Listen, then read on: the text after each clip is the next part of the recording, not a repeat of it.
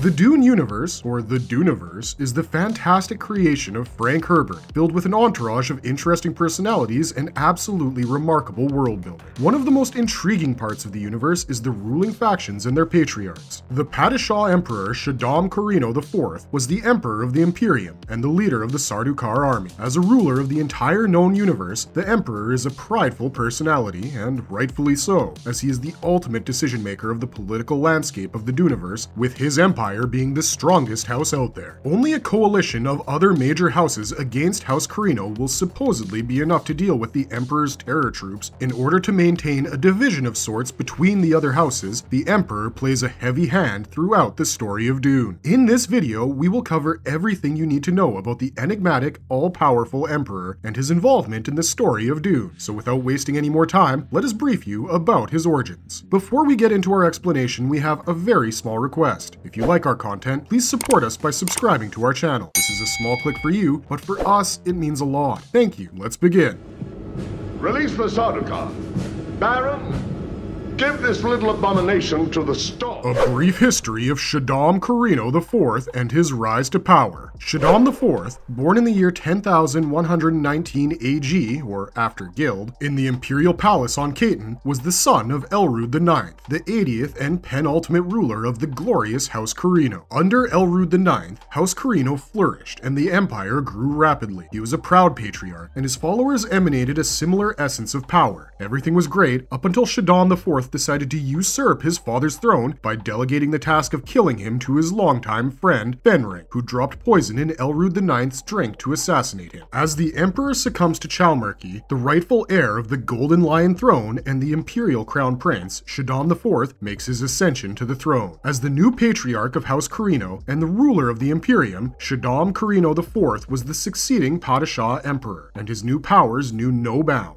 Shaddam IV was the 81st Padishah Emperor and effectively the last, as his reign started from the year 10,156 AG, and the whole of House Carino began seeing its downfall, slowly but surely. But without getting ahead of ourselves, we should mention that even though House Carino's downfall is discussed to be caused due to his incompetent rule, Shaddam IV was never suspected of being complacent or cowardly. In lieu of that, by his mid-30s, Shaddam was a man of great stature that was enough to complement the royalty and power that was soon to be his. He was described as having great features, with a solid chin and pronounced cheekbones. He supposedly had short reddish hair that was styled into a perfectly sized helmet, much like the ones that were created for his father during the early stages of his reign. With an appearance to back his eventual position of power, no one suspected Shaddam to be a bad leader, and he garnered respect from everyone who met him. In the time between Elrud's passing and Shaddam's rise to the Golden Lion throne, the Crown Prince had to undergo a harsh chastisement from his cousin, Duke Leto Atreides I. Duke Leto was the patriarch of House Atreides, a noble house renowned for their just ways and a leader who rules with honor and ensures the prosperity of his people. The recently ascended nobleman of House Atreides from Caladan spoke in front of the Landsraad regarding House Vernius. He criticized House Carino and Shaddam for their inaction and failing to defend House Vernius while the Tleilaxu takeover was in full force. All of this was followed by further complications when the young Duke was falsely accused of destroying a Tleilaxu freighter. For this, Leto demanded a trial by forfeiture, as he believed he did nothing wrong. But if things went awry, it would mean the demise of Leto at the hands of the authority as punishment. The whole ordeal was not acceptable to the Sisterhood of the Bene Gesserit, as Leto was a key player in the grand scheme of things for their plans for humanity's ascension. For the Kwisatz Haderach to rise, Bene Gesserit required Jessica to produce a female offspring for the noble Atreides' Duke. The Bene Gesserit then took matters into their own hands and approached Shaddam. They influenced the Emperor's decisions by telling him that Leto was aware of Project Amal. Project Amal was an attempt by the Tleilaxu to invent synthetic melange, which was backed by House Carino, as it would allow them to gain control over the Spacing Guild. The Sisterhood further told Shaddam that if Leto was found guilty, he would publicly reveal all secrets of Project Amal in front of the Landsraad, which would lead to Shaddam having to renounce his throne and lose all his influence. Horrified by the thought and easily influenced by the eloquent Bene Gesserit, Shaddam decided that he had to prevent this outcome by all costs. So for that, Shaddam intervened intervened in the processions personally, and during the initialization of the Duke's trial, he requested the Galactic Tribunal to absolve Leto for his supposed crimes. Successful in doing so, Shaddam also presented Leto with a gesture of goodwill, as he gifted him a prized Carino heirloom. This heirloom was the Emperor's blade, and acted as a sign of fealty. This whole scenario goes to show how Shaddam IV always seemed to work in a manner that was unlawful, but at the same time didn't break any of the rules and regulations that were imposed on him as an emperor. He played political games behind the shadows and attempted to escape all kinds of responsibility when the time came. Shaddam always aimed to gain true control over the known universe, which would mean the downfall of all other houses and the weakening of the Landsraad. It also meant disrupting the monopoly of the Spacing Guild and the political influence of the Chom and the Bene Gesserit. As stated by Baron Vladimir Harkonnen in the 2021 adaptation, the Emperor is a jealous man, and we get to see that time and time again, as he is always wishing for more power or the kind of power that he doesn't have. All these traits do not make Shaddam a great fit for ruling House Carino, as he might be seen as cowardly and a person who works from the shadows. Regardless of how the readers perceived the Padishah Emperor, his influence was undebatable. He was single-handedly one of the most respected and feared people in the known universe. Even so, Shaddam acted to further increase his grip on the throne and ensure that he wasn't removed or renounced. So he decided to marry Anarol Sado Tonkin, a reverend mother from the Bene Gesserit, after some convincing from Fenring. Fenring believed that it was a good move to solidify his friend's rule, as the sisterhood presented great political benefits. But unbeknownst to the two, Anarol was a Kwisatz mother, and worked only to further the Bene Gesserit's plans of creating the Messiah of humanity. For this, Anarol was commanded to birth only female offsprings for Shaddam for the potential future. Therefore, the marriage of Shaddam and Anarol eventually produced 5 daughters, namely the Imperial Crown Princess Irulan, followed by Chalice, Wencesia, Josepha, and Ruggi. Their birth was exactly in that order from eldest to youngest. This was a horrendous reality for Shaddam, as the lack of a legitimate son meant that he was the ultimate ruler of House Carino. Following the recent troubling events, Shaddam grew more and more paranoid. He started believing that his most trusted allies saw him as a weak leader, including Fenring. So in haste to stop Fenring's involvement in everyday tasks, he sent him to Arrakis by appointing him as the Spice Minister. At the same time, Project Amal almost reached its completion. To ensure the downfall of the houses that amassed their wealth through the spice melange, Shaddam launched attacks on all houses that had illegally hoarded the melange. He used his army of the dangerous Sardaukars to attack Arrakis, and he almost commanded them to completely destroy the planet. This would have been a monumental mishap, as it would have affected all human life negatively. Thankfully, his machinations were halted by the Spacing Guild, and soon the Emperor surrendered his assault due to the Guild. Following this, Shaddam's own Sardaukar army started losing faith in him. They started understanding how their Emperor was a cowardly and insecure leader. They also realized that ever since Shaddam became the Padishah Emperor, the rank of Bursags in the Sardaukar army doubled, while many of the soldiers started focusing on gaining higher ranks and reputations instead of power. Even the appropriations made for the army led to the weakening of the warriors. Not long after this, Anarol died through the efforts of the Harkonnen Mentat Peter de Vries, but the reasons for her death were kept unknown to everyone except Mother Mohayim. Following this, Shaddam married Ferenza of House Thorvald and regained some of his reputation.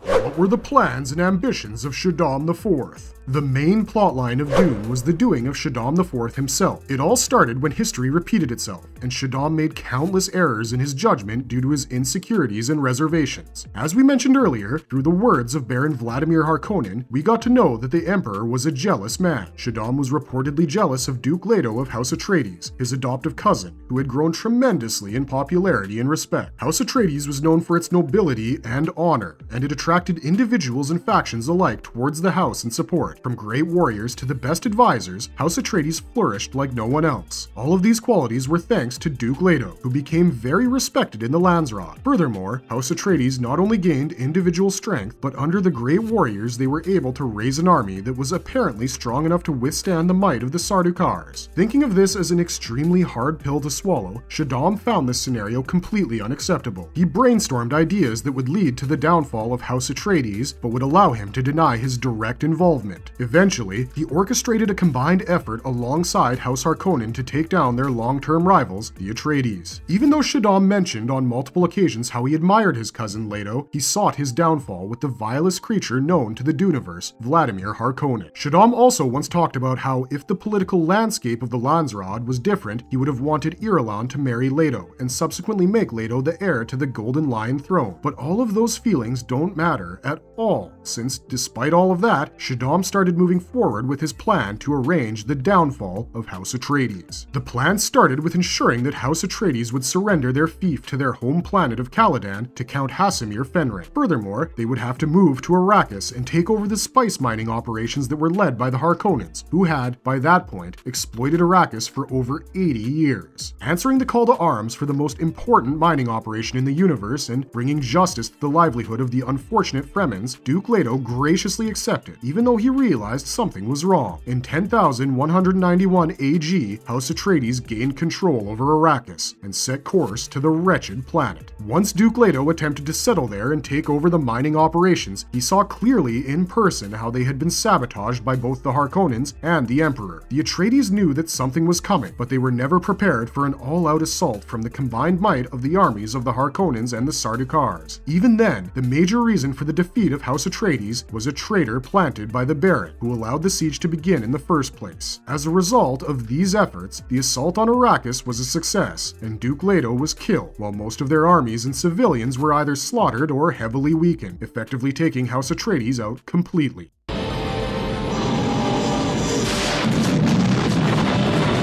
What led to the fall of the Carino Empire? What Shaddam IV and the Baron didn't realize was that during the assault on Arrakis, Lady Jessica and the Duke's son, Paul Atreides, survived the attack. This was a crucial turning point in the story, as Lady Jessica was a trained Bene Gesserit, and Paul was the closest the Kwisatz Haderach had ever come. Even though Jessica was commanded to birth only a daughter for Duke Leto, she made her own decisions and birthed a son, whom she believed to be the Messiah that the Bene Gesserit were looking for. The two were stranded in the deserts of Arrakis and were lost in nothingness. They only endured the brutality of the planet due to the abundance of knowledge Paul had about the people of Arrakis, the sandworms, and life in the desert in general, while Lady Jessica used her Bene Gesserit training to ensure survival. Following this, the newly appointed Duke, Paul, and Lady Jessica were given sanctuary by the Fremen as a result of their display of skills. Dealing with hardship after hardship, Paul rose to the title of leader of the Fremen, and gained both individual and collective power through the spice and the unity of the Fremen. Eventually, Paul was able to raise and train an army of Fremen which was capable of dealing with the Sardaukars with great effectiveness. As the young Duke led the army of Fremens of Arrakis in the battle against the Sardaukars, the terror troops of Shaddam were easily defeated. With this, the control over Arrakis changed hands once more, and both House Carino and House Harkonnen needed to step down. The trade of the spice melange was halted, and Shaddam IV was forced to step down from the throne. This marked the end of the 40-year reign of Shaddam and the imperial reign of House Carino, which saw its first downfall in 10,000 years. All of these outcomes can be traced back to the mistakes that Shaddam made as the Padishah Emperor. He believed the strength of the Sardaukars to be unparalleled and failed to understand that others were able to rival their powers. He made appropriations for his army that led to weakening the forces, and his reign caused internal politics within the Sardaukar army. The faith that allowed the Sardaukars to fight with absolutely no care for their lives in the name of service was heavily weakened when they realized how weak and insecure their ruler was. Shaddam's interference in minor politics, where he had no reason to be involved, also showed how big of an insecure coward he really was. Ultimately, it was his insecurities that led him to take such drastic measures against House Atreides, which resulted in the downfall of House Carino. By the year 10,196 AG, Shaddam was forced to live his life out in exile on his ancestral planet of Salusa Secundus, where the weather was harsh and the wildlife was unforgiving. He, along with his 4 daughters and Count Hasimir Fenring, were banished, and Princess Irulan Carino was given the title of sovereign co-regent. Even then, Paul Atreides, now Irulan's husband, exercised complete imperial power. Not much is known about Shaddam's life in Salusa Secundus, apart from the fact that the Almanac and Ashraf wrongly reported his death in the year 10,202 AG, even though he was found practicing landing techniques on the wretched planet with a handful of his Sardaukars in the year 10,208 AG. After multiple unsuccessful attempts by both Shaddam and Fenring to get back into power, either through political means or battle, Shaddam passed away in the year 10,217 AG, without ever reliving his glory days.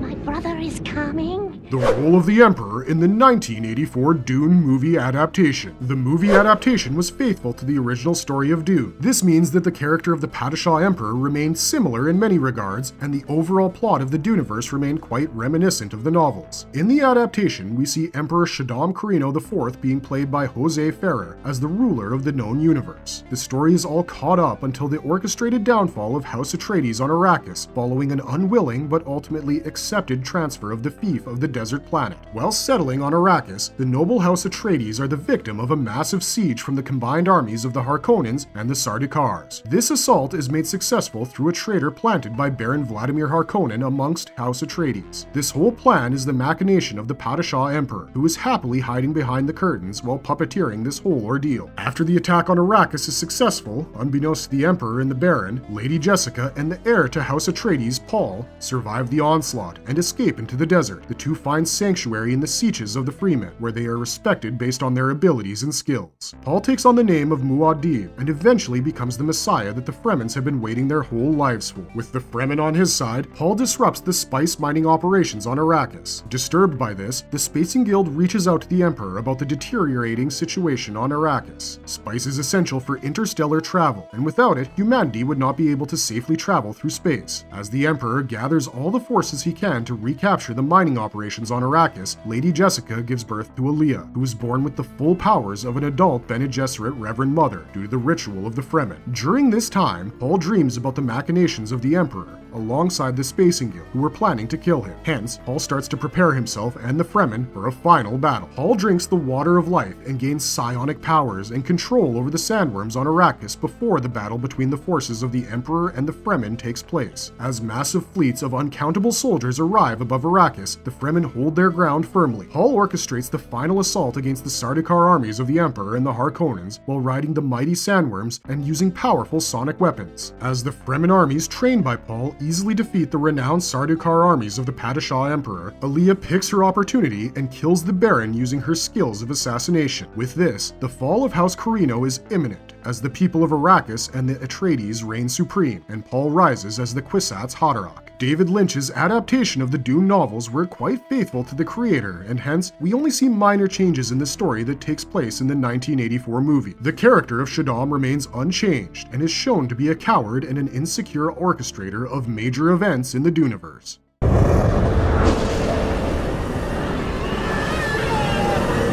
He also starred in the 2000 Dune miniseries. Inspired by the original novels, the three-part Dune miniseries adaptation aired on the Sci-Fi Channel in the year 2000. The miniseries adaptation of Dune was directed by John Harrison and starred William Hurt as Duke Leto Atreides, Alec Newman as Paul Atreides, and Saskia Reeves as Lady Jessica. The miniseries was generally well received by critics and fans alike, and is considered a faithful adaptation of the novel, although some changes were made to the story for the sake of pacing and clarity. One of the most notable aspects of the miniseries is its impressive production design, which brings to life the harsh desert landscapes of Arrakis and the elaborate costumes and technologies of the various factions. The cast also delivers strong performances, with Newman's portrayal of Paul Atreides in particular receiving praise for its nuanced depiction of the character's growth and transformation over the course of the story. The role of the Padishah Emperor was played by Giancarlo Giannini. Giannini's portrayal of Shaddam IV in the miniseries is considered by many to be one of the highlights of the production. His performance captures the cold and calculating nature of the character, as well as his imperious and authoritarian demeanor. He exudes a sense of power and control in every scene he appears in, and it's quite a spectacle. As for us fans, the moment that stood out in particular for Giannini is the confrontation between Shaddam IV and his daughter, Princess Irulan, played by Julie Cox. In this scene, Shaddam IV coldly informs Irulan that he intends to use her as a pawn in his political machinations, and Giannini delivers his lines with a chilling detachment that underscores the character's ruthlessness. Giannini's acting skills single-handedly allowed Shaddam IV to be a character that influenced antagonistic characters in sci-fi, and we think that the miniseries is well worth watching for fans of the character.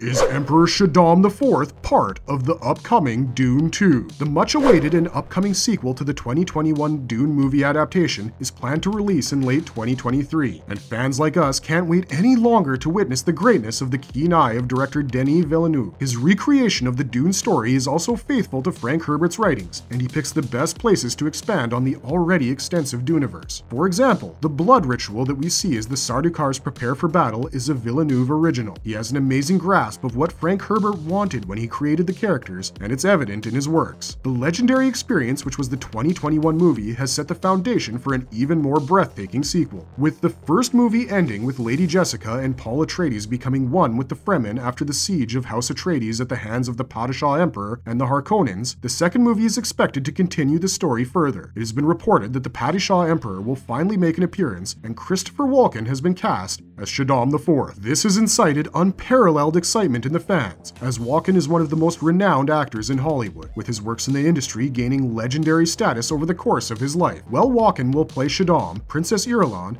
the Emperor's daughter, will be played by Florence Pugh. Shaddam's character is expected to play a vital and pivotal role in the movie, as we finally reach the conclusion of the amazing story of the Duneverse. Since we didn't get to see the Emperor in the first movie, we are expecting that the orchestrator of the events of the 2021 movie will create massive ripple effects with his actions in the sequel. We are hoping to see great acting skills on display while the storytelling takes us on a journey. The sequel Dune movie is expected to release in the first week of November of this year, and the cult-like following that the 2021 movie has amassed is jumping in their seats with all of the exciting news that keeps the development of the sequel up to date. What are your thoughts about the sequel, and what are your expectations with the character of Padishah Emperor? Do let us know in the comments below, as we would love to speculate on this upcoming release with you.